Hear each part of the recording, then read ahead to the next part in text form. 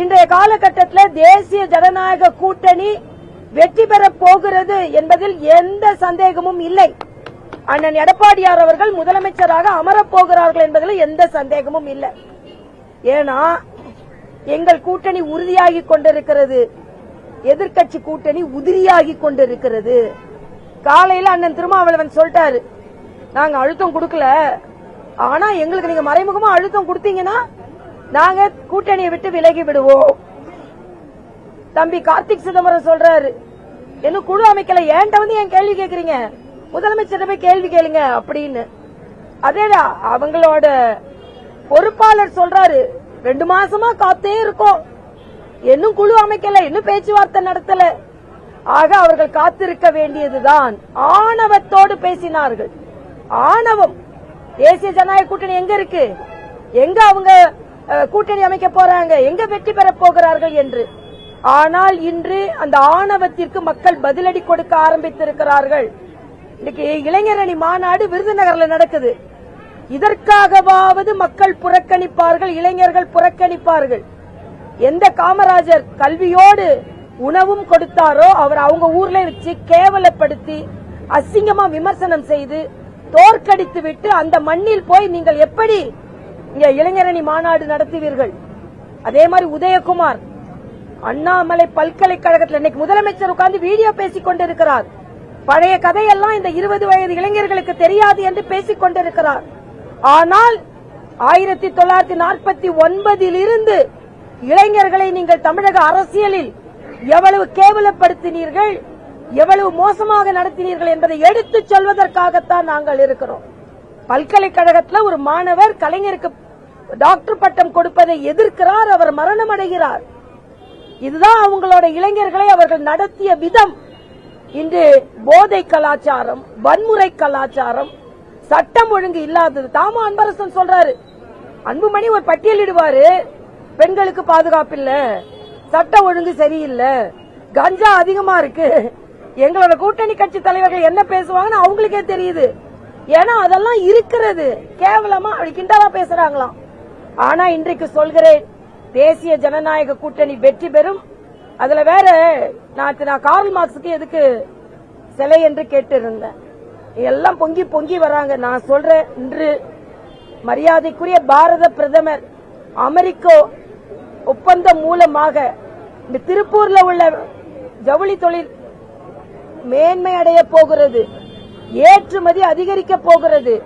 விவசாயிகள், அதுல பயிர் விவசாயிகள், நெல் விவசாயிகள், கடலை விவசாயிகள், பூக்களை விவசாயம் செய்பவர்கள், பால் உற்பத்தியாளர்கள் எல்லோரும் பலன் பெறுவார்கள் என்று பிரதம அமைச்சர் தனித்தனியாக கொடுத்திருக்கிறார். ஆனா இந்த நாட்டு மக்களுக்கு நல்லது நடந்துடக்கூடாது என்பதற்காக ட்ரம்புக்கு பிரதமர் அடிமையாகிவிட்டார். இது ராஜதந்திரங்க. உங்களை மாதிரி தந்திரவாதி கிடையாது மரியாதைக்குரிய பிரதமர். ராஜதந்திரத்தோடு நடந்து கொண்டிருக்கிறார். எல்லாவற்றிற்கும் மனதிற்கு வேதனையான ஒன்று, தமிழகத்தில் இருந்து சென்றவர்கள் பிரதமரை தாக்க முற்பட்டிருக்கிறார்கள் என்று சொல்லும் பொழுது தமிழகம் வெட்கி தலைகுனிய வேண்டிய சூழ்நிலையில் இருந்து கொண்டிருக்கிறது. அதனால இன்றைய காலகட்டத்தில் தேசிய ஜனநாயக கூட்டணி வெற்றி பெறும். அதற்கு அச்சாரம் தான் இந்த நிகழ்ச்சி என்று நான் தெரிவித்துக் கொள்கிறேன்.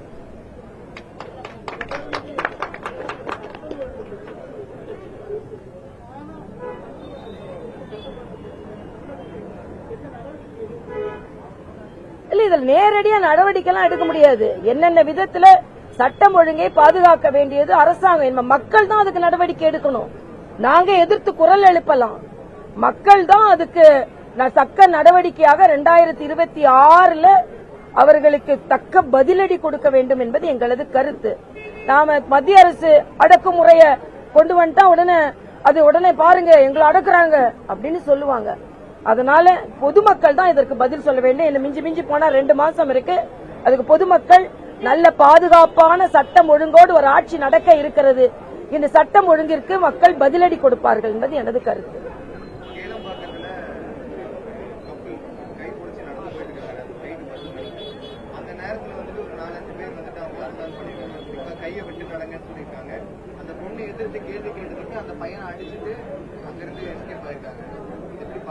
இல்ல, இது தொடர்ந்து நடைபெற்று வருகிறது. யாருக்கும் பாதுகாப்பு இல்ல, வயதானவர்களுக்கு பாதுகாப்பு இல்ல, சாலையில நடப்பவர்களுக்கு பாதுகாப்பு இல்ல. நேற்று உதயநிதி ஒரு கல்யாணத்துல போய் பெருசா பேசுறாரு. அங்கே போய் 2 பேர் அவருக்கு கொடி கட்டும் போது 2 பேர் உயிரிழந்திருக்கிறாங்க.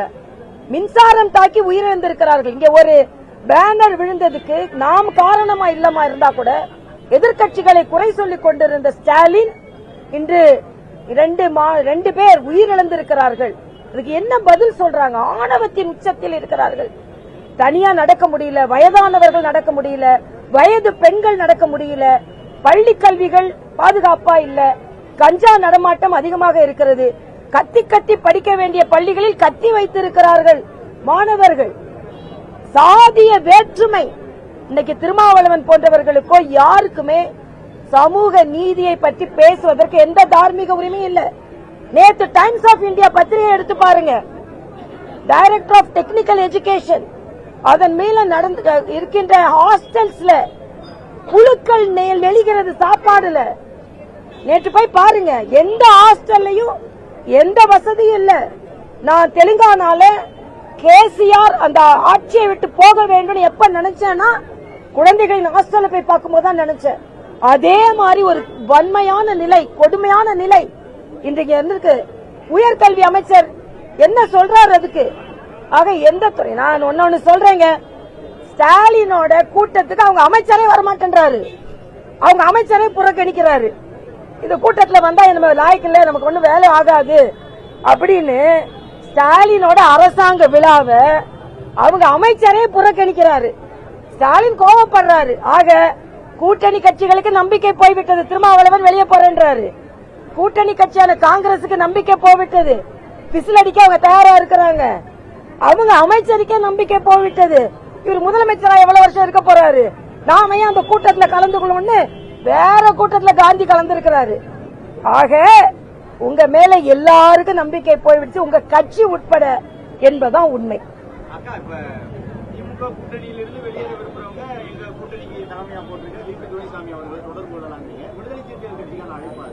யார் வேணாலும் தொடர்பு கொள்ளலாம். அவங்களை அழைக்கல, இவங்களை அழைக்கல. நான் யாரையும் சொல்லல. யாரெல்லாம் திமுக கூட்டணி வேணான்னு நினைக்கிறாங்களோ அவங்க அண்ணன் எடப்பாடியாரை போய் பார்க்கலாம். எங்க கட்சியில அண்ணன் ஒரு குழு வச்சிருக்காங்க, அங்கே வந்து அண்ணன் துரைசாமி அவர்களை பார்க்கலாம். அந்த சாமியை பார்க்கலாம், இல்லன்னா இந்த சாமியை பார்க்கலாம், பழனிசாமியை பார்க்கலாம், இல்ல துரைசாமியை பார்க்கலாம். சாமி வேண்டாம் வேண்டாம்னு சொல்லிட்டு இன்னொன்னு இது சேகர் பாபு சொல்றாரு, முருகன் முதலமைச்சர் பக்கத்துல தான் இருப்பாராம். எப்படி? பிரதமர் வேண்டுமென்றால் திருப்பரங்குன்றம் போக வேண்டாம், 6 படை வீடுக்கும் போகட்டும். உங்க முதலமைச்சரை போக சொல்லுங்க. உங்க முதலமைச்சர் தமிழ்நாட்டில் தானே இருக்காரு, 6 படை வீடுக்கு போக சொல்லுங்க. ஏன் இந்து கோயில்களை புறக்கணிக்கிறார் அவர்? அதனால சாமியை புறக்கணிப்பவர்கள், சாமி வேண்டான்னு சொல்லிக் கொண்டிருப்பவர்களை விட்டுவிட்டு இங்கே உள்ள சாமியை வந்து பார்க்கட்டும்ன்றது எனது கருத்து. தென்சென்னை நாடாளுமன்ற தொகுதியில போன தடவை போட்டிட்டீங்க, இப்ப அந்த தொகுதிக்கு உள்ள வரக்கூடிய வேளச்சேரி தொகுதியில போட்டியிடுவதற்கு வாய்ப்பு இருக்கா? என் கட்சிக்கு நாங்கள் அடிப்பணியும் தொண்டர்கள். கட்சி எங்க சொல்லுதோ அங்க நாங்க போட்டி போடுவோம். அதனால நானா சொல்றது இல்ல, கட்சி எங்க போட்டி போட சொல்றதோ அங்க போட்டி போடுவோம். அக்காட்ட கேட்டீங்கன்னா பரவாயில்ல, என்கிட்ட கேட்கறத விட. சரிங்களா? சரி.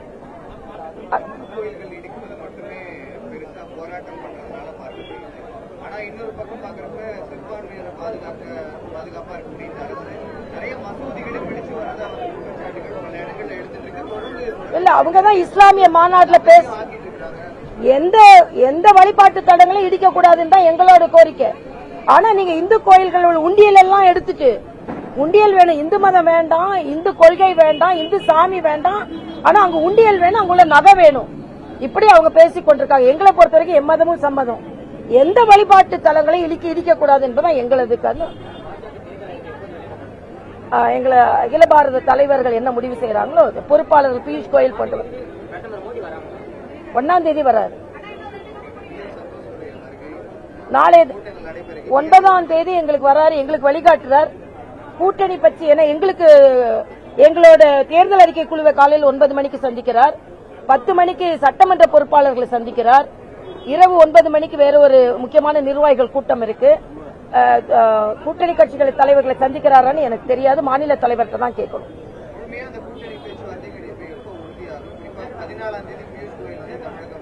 எங்க கூட்டணி முழுமையான உறுதியாகிவிட்டது. அதுக்கப்புறம் பேச்சுவார்த்தை அப்பப்போ நடக்கும் ஒரு பிரச்சனையும் இல்ல. ஏன்னா நாங்கெல்லாம் சமமா பண்ணி கொண்டிருக்கோம். அவங்க தான் இப்ப அடிமையா இருக்காங்க, அவ்வளவுதான், வேற ஒண்ணும் இல்ல. இல்ல இப்போதைக்கு இல்ல, வரும்போது சொல்றேன். நாங்க வருவார், கட்டாயம் வருவார். திமுகவை ஆட்டம் காண்பிக்க வைப்பதற்கு அமித்ஷா கிச்சன் வருவாரு. அதனால எனக்கு வருவாரு, கவலைப்பட வேண்டாம். நன்றிங்கப்பா, நன்றி தம்பிங்களா.